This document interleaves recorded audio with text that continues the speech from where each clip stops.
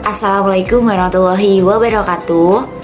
Yang saya hormati Bu Nurki selaku dosen mengampu mata kuliah usaha tani dan teman-teman semua. Sebelumnya perkenalkan, nama saya Ririn Kusmawati. Saya dari kelas Agribisnis C dengan NIM belakang 003. Pada kesempatan kali ini izinkan saya untuk mempresentasikan hasil dari tugas saya yang berjudul Usaha Tani Budidaya Lele di Kecamatan Kamal, Kabupaten Bangkalan. Studi kasus budidaya lele milik Ibu Rosyid Rukayah yang ada di Desa Kamal. Slide selanjutnya adalah pendahuluan atau latar belakang dilakukan penelitian ini. Untuk yang pertama, Indonesia sendiri itu merupakan negara yang memiliki keunggulan potensial di bidang perikanan dan sangat berpotensi untuk dikembangkan. Baik itu dikembangkan atau dibudidayakan dalam kelautan sendiri maupun daratan. Dan berdasarkan penelitian yang telah dilakukan menyebutkan bahwa Indonesia itu merupakan negara penghasil ikan terbesar kedua setelah negara Cina dan merupakan pengekspor atau pemasok ikan yang memenuhi kebutuhan ikan di seluruh dunia. Nah teman-teman, KKP atau Kementerian Kelautan dan Perikanan itu pernah mengatakan bahwa terus terjadi peningkatan dari hasil produktivitas ikan yang ada di Indonesia. Dan ini saya menghimpun data publikasi Direktorat Jenderal Perikanan Budidaya DCPB tahun 2021 yang menjelaskan terus terjadi kenaikan perikanan budidaya, hanya perikanan budidaya ya teman-teman. Dan pada tahun atau kuartal pertama tahun 2021 itu terjadi peningkatan 12,25 ton. Peningkatan ini lebih besar atau lebih tinggi daripada peningkatan sebelumnya, yang mana pada tahun 2020 itu hanya sebesar 11,53 juta ton saja. Nah, pada sekarang ini kita nggak bisa mengandalkan hanya pada hasil ikan tangkap laut saja, karena sebuah penelitian menyatakan, data Food Outlook menyatakan bahwa ternyata terjadi penurunan sebesar 4,55% produksi perikanan tangkap. Oleh karena itu, sebagai warga negara Indonesia, kita tidak hanya bisa mengandalkan konsumsi kita kepada ikan tangkap dari kelautan saja gitu. Harus ada solusi dari permasalahan ini. Nah, solusinya adalah melakukan pengembangan budidaya sendiri yang berkelanjutan. Nah, salah satu komoditas yang berpotensi dan potensial dan sangat cocok untuk dikembangkan dan dibudidayakan itu adalah komoditas lele.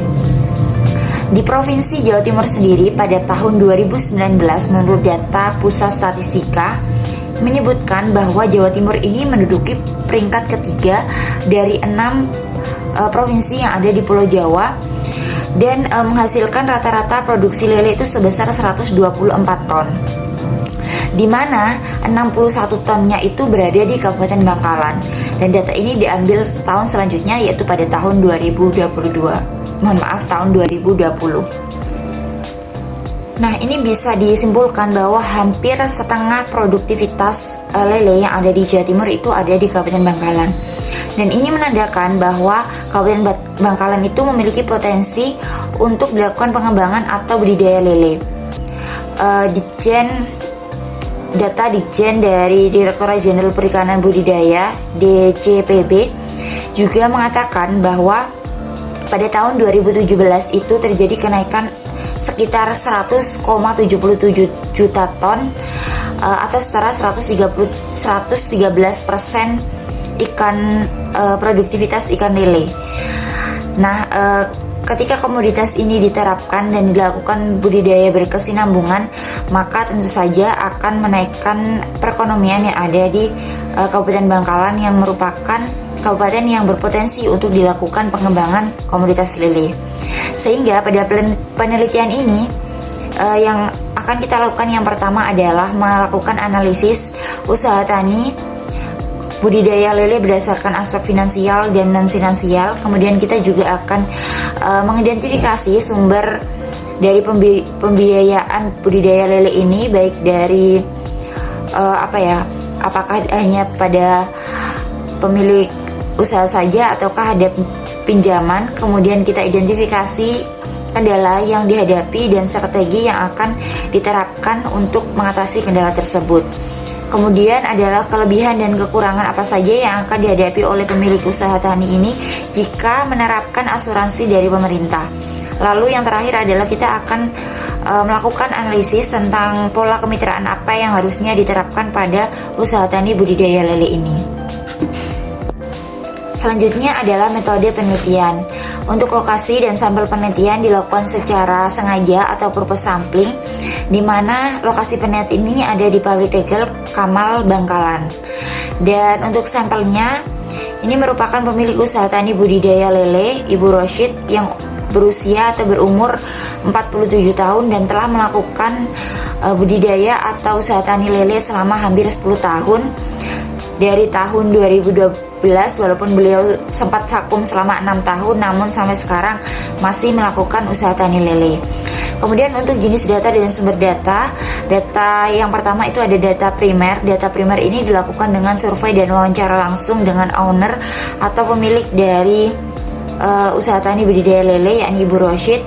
Dan kemudian adalah data sekunder yang kita dapat dari data Badan Pusat Statistika dan Kementerian Kelautan Perikanan 10 tahun terakhir yang kita anggap dapat mewakili atau dapat mendukung argumennya kita.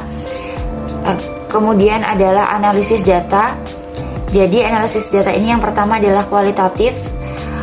Deskriptif kualitatif ini dilakukan untuk menganalisis non finansial, dan kuantitatifnya itu untuk analisis dari finansial, yaitu penerimaan, RS ratio, kemudian ada BEP penerimaan, BEP harga produk, dan payback period. Kemudian untuk pembahasan ini kita bagi menjadi 4 section. Yang pertama itu adalah aspek finansial dan non finansial. Lalu ada pembiayaan usaha tani lele, ada kelebihan dan kekurangan asuransi usaha tani lele, dan identifikasi kemitraan yang cocok untuk usaha tani budidaya lele ini. Selanjutnya adalah aspek non finansial. Komoditas yang dibudidayakan atau diusahakan adalah komoditas lele milik Ibu Roshid yang ada di Kecamatan Kamal. Nah, lele ini memiliki masa panen 3 bulan. Kemudian dalam menjalankan usahanya, Ibu Roshid ini melakukan usaha taninya pada lahan miliknya sendiri dengan luas 8 meter persegi. Kemudian selanjutnya adalah proses pemeliharaan dan perawatan yang dilakukan dengan yang pertama pembenihan. Pembenihan ini dilakukan pada saat awal musim tanam kalau di pertanian. Jadi benih yang digunakan itu adalah sekitar 6 cm, dan pembenihan ini dilakukan antara pagi dan sore. Kenapa? Karena lele itu rentan terhadap cuaca panas, sehingga kegiatan yang berkaitan dengan proses pembenihan dan pemanenan itu kalau bisa dilakukan pada pagi dan sore. Kemudian yang kedua adalah sterilisasi kolam. Ini dilakukan untuk menjaga kesehatan dari lele itu sendiri. Sterilisasi kolam ini dilakukan dengan pergantian air supaya airnya itu tidak keruh dan tetap jernih, dan nantinya ketika melakukan monitoring dan akan melakukan penyortiran itu memudahkan pemilik karena kolamnya itu bersih. Kemudian adalah pemberian pakan sekaligus monitoring. Pemberian pakan ini disesuaikan dengan umur dari lelenya, karena untuk lele kecil masih dengan usia yang masih sangat dini itu biasanya mereka akan diberikan pakan yang tenggelam karena sukar untuk melihat di atasnya, kecuali kalau udah di usia besar atau di usia yang udah tua gitu, mereka akan melihat sendiri kalau di atas itu ada pakan. Dan ketika dilakukan itu, maka pemilik biasanya melakukan penyortiran, mana lele yang sehat, mana lele yang sakit. Ketika ada yang sakit, maka langsung dilakukan pemisahan dan dilakukan pengobatan sendiri, dipisahkan supaya tidak menularkan kepada lele-lele yang lain. Kemudian pemanenan. Pemanenan juga dilakukan pada pagi dan sore hari dengan alasan yang sama pada proses pembenihan. Nah, pada usaha tani Ibu Rosyid ini sebenarnya Ibu itu juga menjual kepada pengepul dan juga pada konsumen langsung. Namun yang membedakan itu adalah Bu Rosyid ini melakukan pengolahan lagi terhadap lelenya. Jadi dia mengolah lele itu menjadi lele siap goreng, dikasih bumbu, di packing rapi dan dijual dengan konsumen, sehingga konsumennya itu ketika beli langsung bisa digoreng, tidak perlu mengolah lele lagi. Nah, ini yang membedakan usaha tani Bu Rosyid ini dengan yang lain, dan dirasa kalau dilakukan pengolahan seperti ini, keuntungan yang didapat itu juga semakin besar. Selanjutnya adalah aspek finansial. Untuk biaya tetap di sini yang Ibu Rosyid keluarkan itu yang pertama adalah biaya pajak lahan. Dan kemudian untuk pembelian peralatan di sini beliau tidak memakai diesel tapi memakai pompa air karena memang tempat usaha taninya itu berdekatan sekali dengan rumahnya dan memakai halaman rumah. Kemudian ada pompa air, ya sudah saya sebutkan, mohon maaf, ada ember plastik, ada seser atau serok dan hapa. Dan ini total biaya tetap yang dikeluarkan itu adalah 473.500. Kemudian untuk biaya variabelnya, biaya sarana dan produksinya tuh ada biaya PDAM, ada benih lele, pakan apung dan pakan tenggelam, pupuk kandang dan vitamin. Dengan total biaya saprodinya sendiri itu adalah Rp2.565.000. Dengan biaya tenaga kerjanya hanya memakai 1 orang. Bahkan orang ini juga tidak hanya budidaya lele saja, namun juga menjadi orang yang membantu Ibu Rosyid dalam mengurus rumah beliau. Dan untuk biaya yang dikeluarkan ini adalah sebesar Rp675.000 semasa 1 musim panen. Kemudian ada total biaya variabel itu adalah sekitar 3.240.000. Lalu total biaya produksi itu adalah 3.713.500. Dan penerimaan ini diperoleh dari hasil panen dikalikan dengan harga jual. Nah, hasil panennya itu adalah 1.900 ekor dan harga jualnya 2.500. Kenapa tidak sesuai dengan benih awal? Karena pada kenyataannya ketika dilakukan proses dari budidaya itu, lele itu tidak tumbuh semua dan ada yang mati, bahkan bisa dari 1.000 itu kadang juga tidak semuanya, atau kan kita juga nggak menghitung ya, benih itu memang 1.000 pas atau bagaimana. Nah, seperti itu, sehingga 1.900 ini jika di kilogramkan maka itu akan mendapat 190 kilo. Karena berdasarkan dari Bu Rosyid ini 1 kilonya itu isinya 10 dan harganya 1 kilo itu 25.500. Kalau 1 ekor berarti 2.500. Itu didapatkan penerimaan 4.750.000. Kemudian untuk keuntungan diperoleh dari total penerimaan dikurangi total biaya, diperoleh Rp1.036.500. Kemudian setelah dilakukan perhitungan RC rasio antara total revenue dibagi total cost, itu diperoleh nilai 1,28. 1,28 ini lebih dari 1,28 ini lebih dari 1, sehingga usaha tani ikan lele ini layak untuk dilaksanakan atau diusahakan secara finansial. Kemudian ada BEP penerimaan.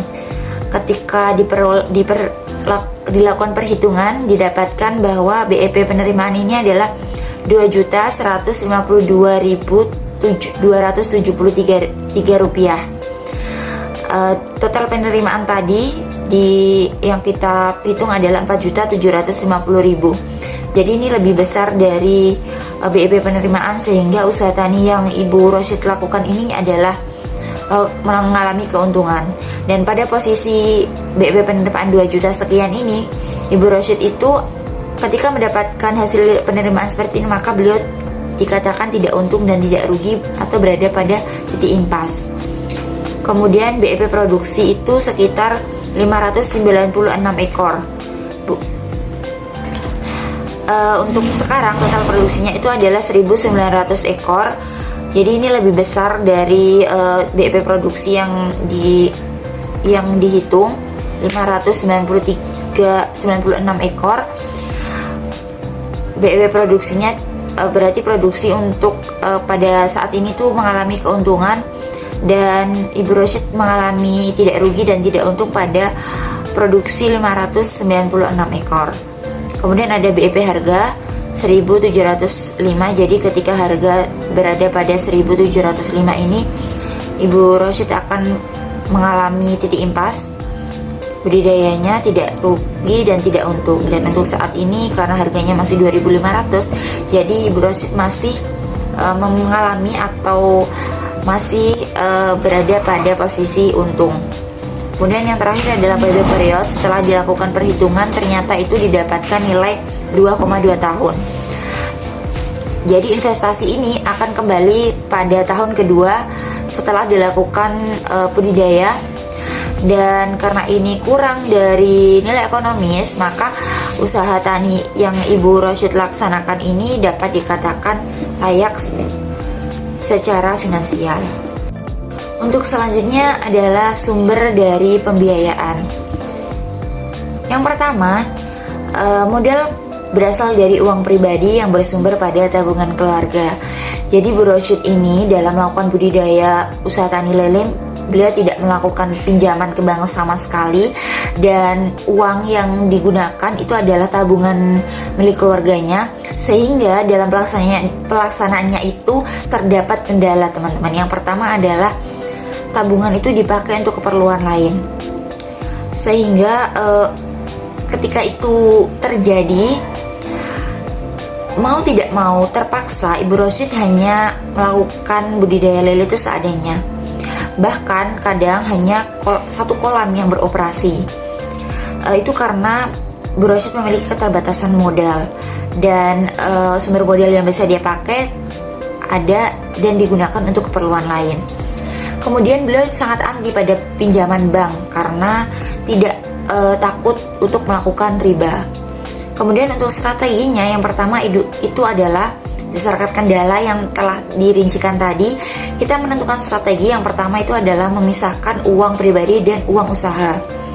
Jadi harus ada perhitungan jelas, tidak boleh dicampur, dan uang hasil usaha itu disimpan sendiri, sehingga nanti kalau ada apa-apa terhadap budidayanya itu bisa langsung pakai uang hasil usahanya tanpa mengurangi atau mencampur ratakan uang pribadi ataupun uang tabungan. Kemudian dapat melakukan kerjasama. Jadi antara pelaku usaha sejenis, baik itu dari budidaya yang sifatnya itu adalah menyediakan sarana pembibitan dan juga pakan. Jadi Bu Rosyid itu bisa kerjasama dan nantinya bisa bagi hasil. Kemudian yang terakhir adalah mencari pinjaman syariah dengan akad yang jelas. Mungkin saat ini memang agak sulit pada masyarakat kita yang memang kebanyakan mereka melakukan pinjaman kepada bank, dan bank konvensional, bukan bank syariah. Jadi ini perlu dilakukan peran pemerintah. Pemerintah perlu melakukan pendampingan kepada pemilik usaha tani kecil ini dalam sektor melakukan pendampingan baik berupa pembiayaan modal, dan jika memang tidak bisa melakukan menyuplai dana, paling tidak pemerintah ini menyediakan sarana untuk pelaku usaha tani kecil ini dapat melakukan pinjaman secara syariah dan menghindari praktek riba. Selanjutnya adalah asuransi usaha tani oleh pemerintah. Untuk sejauh ini asuransinya tuh ada 3, teman-teman. Yang pertama itu ada untuk komunitas padi, kemudian peternakan, lalu adalah nelayan mandiri. Saya berdasarkan data yang saya himpun, saya kurang menemukan data yang valid apakah budidaya ini masuk kepada peternakan ataupun masuk kepada nelayan mandiri. Karena budidaya ini kan termasuk juga ke peternakan ya. Nah, tapi ini berada pada sektor bidang perikanan. Nah, itu saya masih belum menemukan sumber atau data yang jelas mengenai itu. Namun, saya mencoba melakukan penelitian atau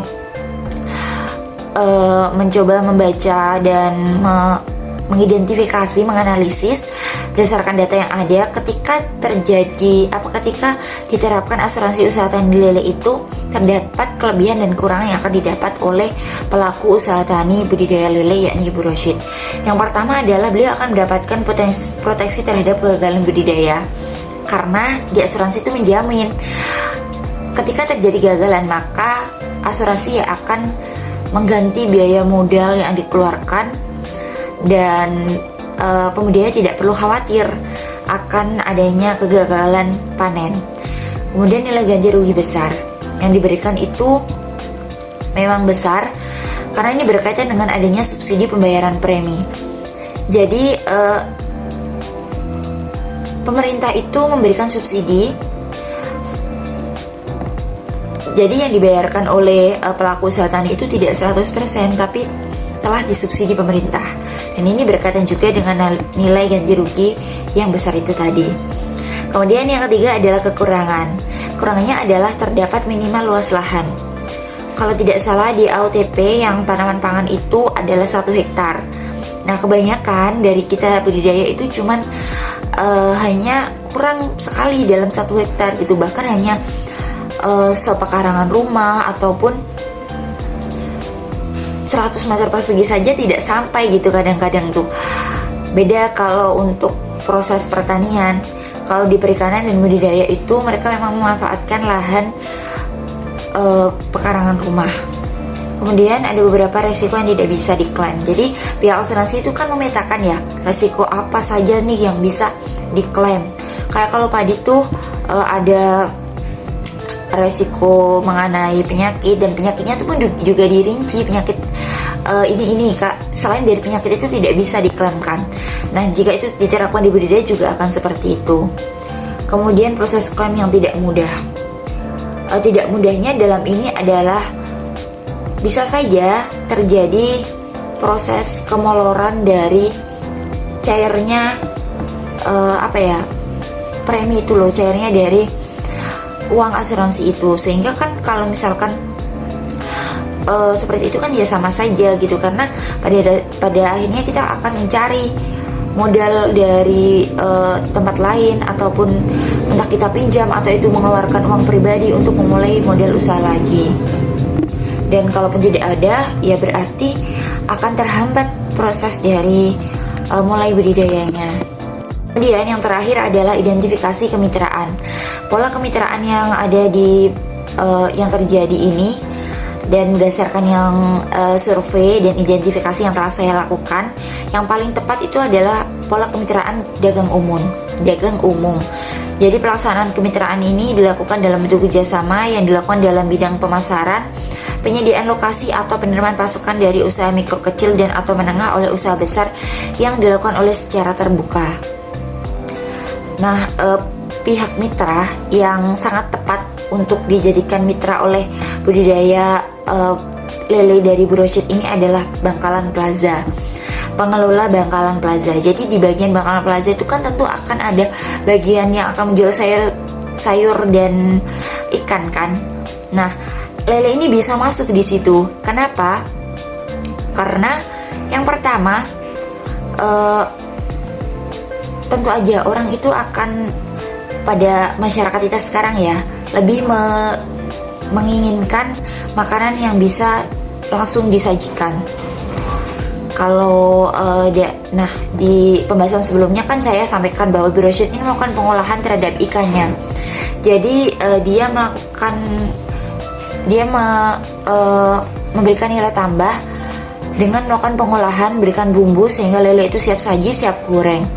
Nah, ketika beliau bermitra dengan Bangkalan Plaza, maka Bu Rosyid ini yang akan menyediakan lele dari siap saji tersebut dikemas dalam kemasan yang rapi sesuai permintaan Bangkalan Plaza, kemudian disetorkan ke Bangkalan Plaza, dan pemasarannya akan dilakukan dengan Bangkalan Plaza.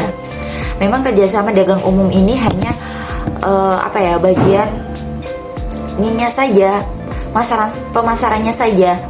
Nah, ini berbeda dengan penelitian terdahulu yang mana pada tahun 2021 kalau tidak salah, penelitian yang ada di Kabupaten Malang, penelitian itu menunjukkan bahwa pola kemitraan yang pas itu adalah inti plasma. Kenapa? Karena dilakukan pembinaan juga oleh perusahaan yang jadi mitranya dari tempat budidaya itu. Namun, kenapa ini tidak bisa dilaksanakan di sini? Karena seperti kita tahu, kultur bisnis yang ada di Bangkalan itu seperti apa. Tidak banyak perusahaan besar, dan saya rasa Bangkalan Plaza inilah yang pas digait untuk menjadi mitra dari tempat budidaya broadseed ini. Karena kemitraan itu kan kembali kepada tujuan dan kebutuhan dari masing-masing budidaya. Nah, dari berdasarkan riset yang telah saya lakukan, pola kemitraan dagang umum inilah yang paling pas untuk diterapkan pada budidaya lele. Kesimpulan pada penelitian kita kali ini adalah yang pertama, usaha tani milik broadseed ini dilaksanakan pada lahan milik sendiri dengan luas 8 meter persegi. Kemudian berdasarkan analisis finansial itu dinyatakan bahwa usaha ini layak karena berdasarkan perhitungannya itu sudah sesuai dengan kriteria dan menyatakan bahwa usaha ini layak diusahakan. Kemudian adalah sumber pembiayaannya tuh berasal dari uang pribadi sehingga ditemui kendala dan telah dirumuskan strategi seperti bahasan yang telah kita lakukan. Kemudian untuk pola kemitraannya itu adalah pola dagang umum dengan menggandeng pihak mitra yaitu Bangkalan Plaza. Mungkin itu saja yang bisa saya sampaikan, kurang lebihnya saya mohon maaf. Terima kasih. Wassalamualaikum warahmatullahi wabarakatuh.